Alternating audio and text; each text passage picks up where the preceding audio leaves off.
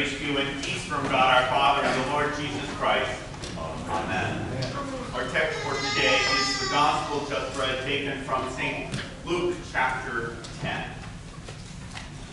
When you look at another person, how do you determine whether they are worthy of your help?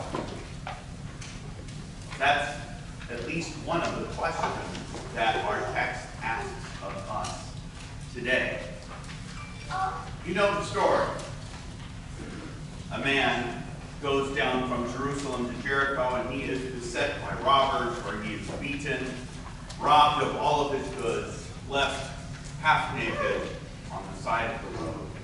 And he is as good as dead.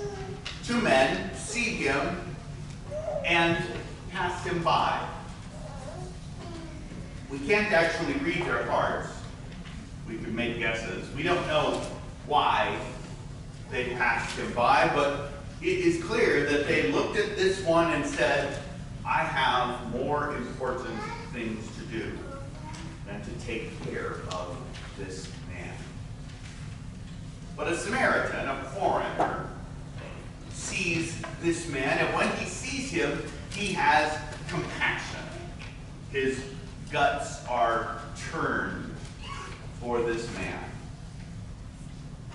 So he takes him, pours on oil and wine, puts him on his own animal, brings him to the inn, and then says eventually, whatever the cost, I'll pay it. The Samaritan looked at the man and saw in this one somebody that was worth saving. Now that word, worth or worthy, is kind of an interesting one. It literally means dignity or dignus. That's the word. So imagine, if you will, looking at this man and saying, that's somebody with dignity. Lying half dead, naked, along the side of the road and thinking, well, he looks dignified.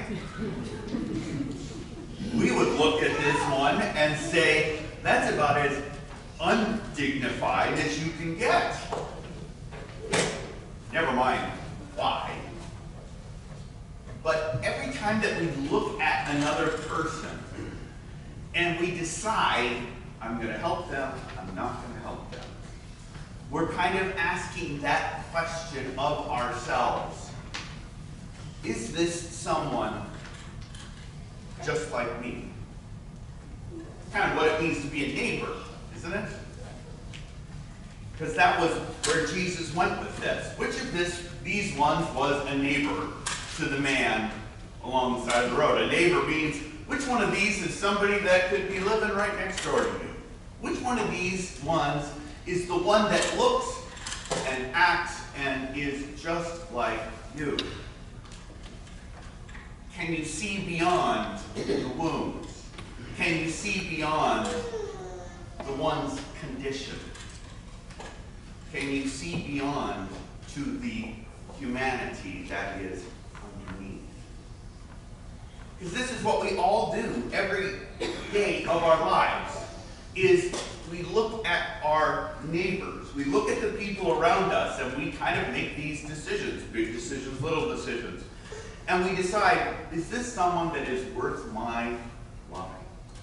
Is this someone that is worth my being a neighbor to? Or I could see them, I could see myself in them. That's what the Samaritan does. He sees beyond the wounds. He sees beyond the man's suffering and hardship and pain. He sees beyond this exterior that says, I don't want to go there. And he sees in that one himself. Sounds a little like Jesus, doesn't it? For you are not worthy in yourself or mine. We can't justify ourselves. We can't kind of make everything right. We are the one who is half dead on the road. We are the ones who can't make everything fit. I can't love my neighbor like I'm supposed to. I look at this other one and think my stuff is more important than their need. Again and again and again we do these things. And again we show ourselves as half dead along the side of the road.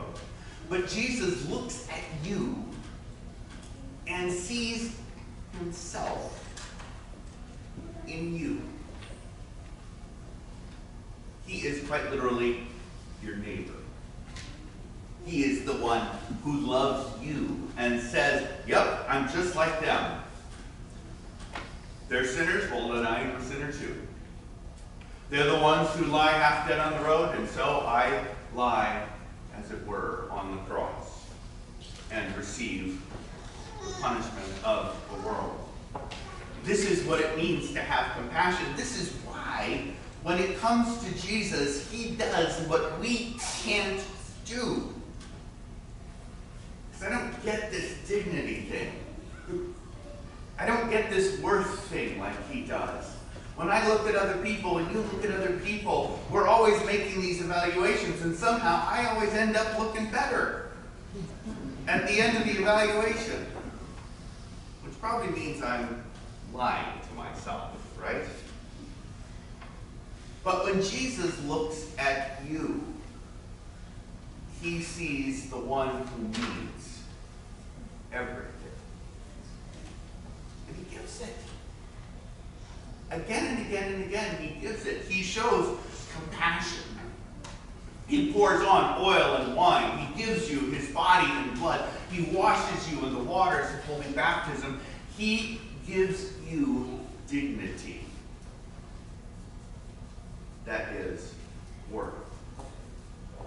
And not just you, but the whole world. Because Jesus is in each one of those people lying half dead on the road who are in need. And Jesus gives them all dignity by giving himself to them on the cross.